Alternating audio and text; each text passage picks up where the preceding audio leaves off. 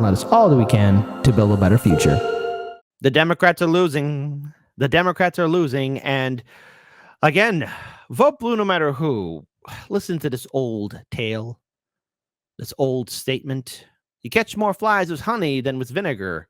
Why am I talking like this? Why am I even bringing this up? Because, Democrats, you have royally screwed up in the highest order ever. And let me explain why.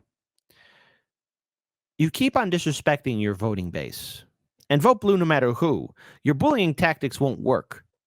Already, we saw how the uncommitted voters made their voices heard, and we see your ongoing attack trying to silence third parties and independents. We see what exactly you're trying to do to dismiss those that are trying to fight for a better future.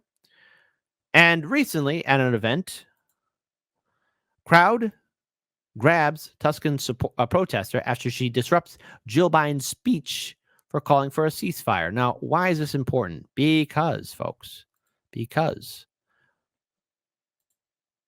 it's interesting to see just how the vote blue no matter who sycophants treat someone who's actually demanding more from a politician. It's only a short 22-second video, but watch how all these voters and supporters for Biden treat her. Jill, when are you and the best going to call for a ceasefire? They're grabbing her like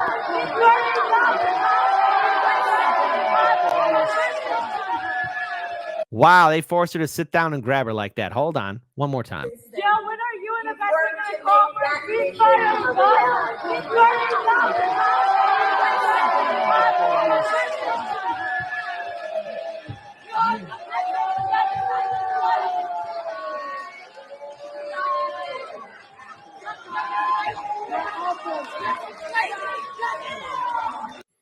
Huh. These are the hey, listen, folks. Beware of people who say, if I was alive during the Civil War era, I would have helped free the slaves. Beware of people who say, if I was in Nazi-occupied Europe, I would have helped hide the Jews. I would have done that from the Nazis. The truth be told, all those liberals who say that are probably people in that crowd right there. Yeah, I'm going to let y'all on a secret. They wouldn't do a single damn thing. Because when push comes to shove for them to do the right thing, and we know what's happening in Gaza is downright barbaric and horrific, they're not going to say anything to disrupt their democratic overlords. Beware of people who talk like that. Because as soon as you hear somebody say, if I was alive during that point, I would have done this and that and all of this. A red flag and alarm bells should be raising quietly in your head. Be like, oh, you're full of shite. Let's play this video one more time. A lot of those people, those vote blue no matter who people probably have, hate is not welcomed in this house. We welcome everybody. Jill, when are you and the best going to call for a ceasefire?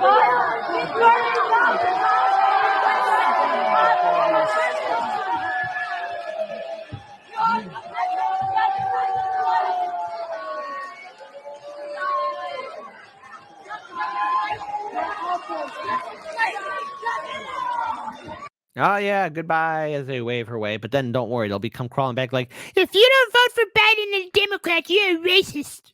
If you don't vote for Biden and the Democrats, you're a Trump supporter. If you don't vote for Biden, you're just a horrible person. Well, newsflash. I'm going to tell you, my viewing audience, vote however you feel like, okay? World's your oyster on this one. I could see a liberal type in the comments. You horrible man, Chick Cabello. You awful, awful man. Okay, good.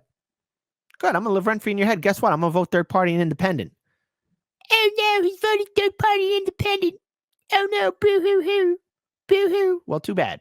Crowd grabs Tuscan protester after she disrupts Jill Biden's speech calling for ceasefire. That's right. Videos that circulated on social media following First Lady Jill Biden's speech in Tuscan on Saturday showed a pro-Palestinian protester being grabbed by surrounding attendees before being escorted out by security. The speech at Fox Tuscan Theater was the second stop of Biden's Women for Biden Harris. Oh, God. Hey. Which administration did Roe v. Wade die under? Let's have democracy in the chat. Type 1 for it happened under Trump, Kit. That's why we're protesting day in, day out. Type 2, no, it happened under Biden. And I don't see any of those pink pussy hat MFers anywhere. In conjunction with the 2024 election. I wonder how many twos we're going to have in the chat, by the way. Huh. Whose administration did it die under? Roe v. Wade. Huh. It's on the... I swear to God. I wonder. The event was interrupted by 4 pro-Palestinian demonstrators within the first 20 minutes of the speech. Almost 100 protesters were gathered outside the venue, as well as in a demonstration organized by Tuscan chapter of the Party for Socialism and Liberation and the Arizona Palestinian Solidarity Alliance. A TikTok that was reposted on Instagram by PSL Tuscan showed 2 protesters interrupting the speech. Yes. There's one right there. The first protester showed in the video was one of the organizers of PSL Tuscan. She stood up and shouted, "Jill, when are you going to call for a ceasefire?" Jessica was immediately grabbed by the surrounding attendees and pulled back into her seat before standing up again, continuing to speak, and finally being escorted out by security. Isn't that something? Isn't that something indeed? And of course, BSDNC is going to protest, talk about it. Pro-Palestinian protesters disrupt Jill Biden's Women for Biden-Harris tour. Hey, liberals, you do realize that identity politics has failed, right? But watch the mental gymnastics in corporate media. Discussing Joe Biden shoring up the progressive vote. This is a case, I don't know how you sit through this, buddy. He has, listen very carefully, done things for progressives, and progressives have been good soldiers for Biden. God damn it. Stop lumping. I'm politically homeless here. Do not associate me with Democrats. And seriously, progressives that still hold on to hope to reforming the Democratic Party. Listen, it's like that abusive ex that constantly berates you, cheats on you, steals from you, talks bad about you, hits you. The Democratic Party doesn't want to be reformed. Okay? Good soldiers for Biden. Oh my God. Hang on. I swear to God, I'm looking forward to that Rachel Maddow meltdown for tonight. Like, Trump's back on the ballot in Colorado. You got to face him, Democrats. Joe Biden has to shore up progressives as well. That's a tall order because you're reaching out in 2 directions at the same time. What does he do with progressives? Well, I think that's going to be tougher. Look, the anti-Trump Republicans are coming home, right? They don't have, and look, Biden has, he's done things. He's made overtures. He's put Bernie Sanders in budget. So he has done things for progressives, and progressives have been very good soldiers for Biden. Let us not forget.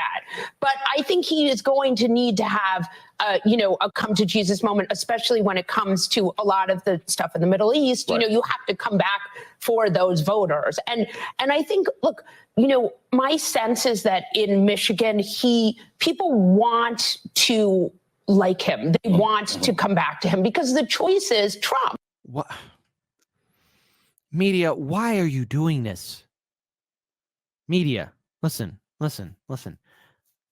Try and be critical here. I know it's impossible for you guys to do your job. I get it, right? Because that's my glorified, reactors at this point.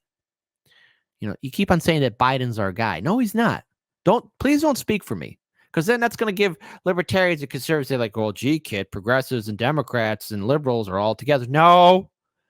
Listen, I said on Larry Sharp's show, I am politically homeless. I don't know how I'm going to vote for the election. All right. I'm mostly voting independent, okay? But please stop lumping progressives and independents, people who've woken up. Just please. I'm not with the liberals. Stop it. Words hurt. Let's see, because again, look what the media says. They keep saying, well, the other choice is Trump. It's Trump. It's always about Trump. On the off chance I ever interview Donald Trump, I'm going to ask him, hey, Trump, you're going to get a spoiler alert if I ever interview you, right? Hey, Trump, what's it like living rent-free in people's heads? Just want to get his reaction to that. What's it like knowing that you live rent-free in so many people's heads? How does it feel? How does it feel knowing that you are alive and well and tap dancing in everyone's who suffers from Trump derangement syndrome? And my fist pounding knocked some papers off my desk. There you go. All right. Hey, live on air. who wants to deport people on ideological basis, which is insane. So I do think Biden is the beneficiary of that. Look, this campaign is very reactive. They listen to journalists. They listen to pundits. They listen, Oh, they listen? Then why they drag out that poor girl? They listen? Hey, folks, let's have democracy in the chat. Let's be honest here. Type 3 for Kit, you awful man. You awful, horrible, misogynist, sexist man. You awful human being. The Democrats and the Biden-Harris administration listen to the people, and the will is done. How dare you? How simply dare you? The type 4, man, they don't listen to anybody. Politicians don't listen to people, period. I wonder how many 4s will get in the chat. I wonder. And they tack their, they're careful. They know the stakes. So I do think they will do the things they need to do. And, we've seen this again. Look, I think that Biden is running against someone with 91 criminal counts. Like, that is insane. That's funny that we got to this point.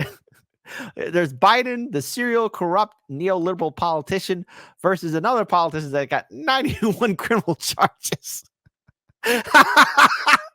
Rome's burning. Rome's burning to the ground. Just our luck that we're at the end of civilization, maybe. Okay, hang on, folks. We're all going to be just fine. We're going to make it through this. It's going to be a bumpy ride, but we'll make it. Insane. We've never lived in a time like this. And I think... yes, we have. This isn't anything new. We have gone through this before in many iterations. It's the same play. The only difference is the costumes and the props that we use in this theater called life. That's a huge advantage to Biden, obviously. And talk to me about that, Jen. The idea that if Donald Trump is convicted of anything, or these trials move forward, and whether he's convicted or not, the concept of these trials is that people will actually hear on a daily basis on the news or be reading about the actual indictments, which you can read on your own if you'd like. But in the polling, and I think we all have our views about whether polling is reliable or not, but the polling trends indicate that should Trump be convicted, there are voters who will move toward Joe Biden. Small numbers, there's no question, small numbers. We're talking about. Really? Where'd you pull those numbers out? Because I don't believe that at all. This right here. It don't add up. Percentage points that are within the margin of error. But fundamentally, do you think that'll happen? Do you think a conviction of Donald Trump in any of these cases actually influences either undecided or moderate or voters, Republicans who lean against Trump? There are a large cadre of Republican voters who he literally could shoot someone on Fifth Avenue and they would still vote for him. She quoted him. Oh, these are not serious people. Oh, beautiful. I really can't wait for the Rachel Maddow meltdown for tonight. Oh, God, it'll be pure gold. And plus, tomorrow will be then Super Tuesday, which will be pure gold. Like, come on.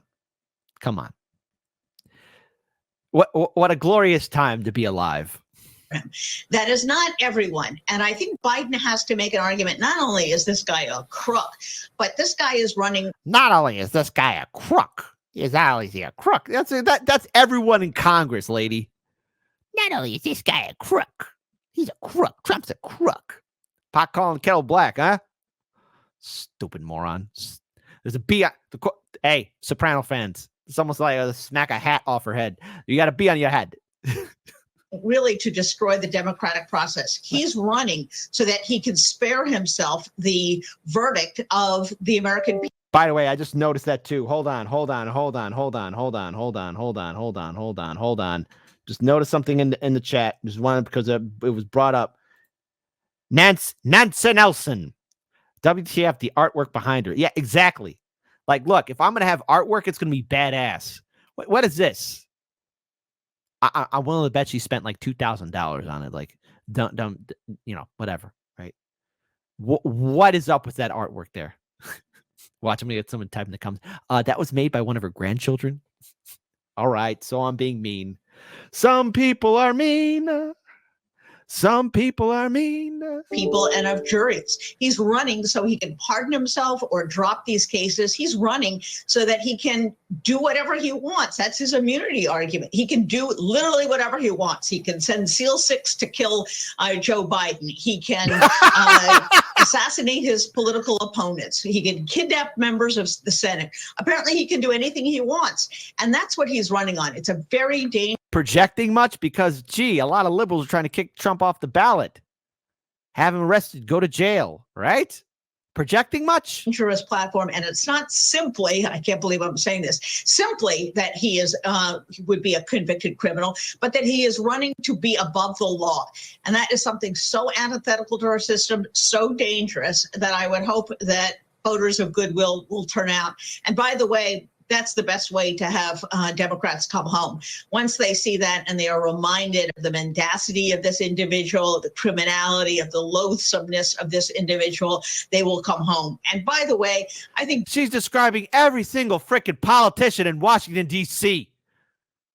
You know, just going to make a controversial statement. Look, at least Trump has been upfront with his BS, right? Probably the most transparent politician. At the end of the day, I know where I stand with Trump. These other politicians in D.C. have perfected a neoliberal mask of hiding who they are. Come on.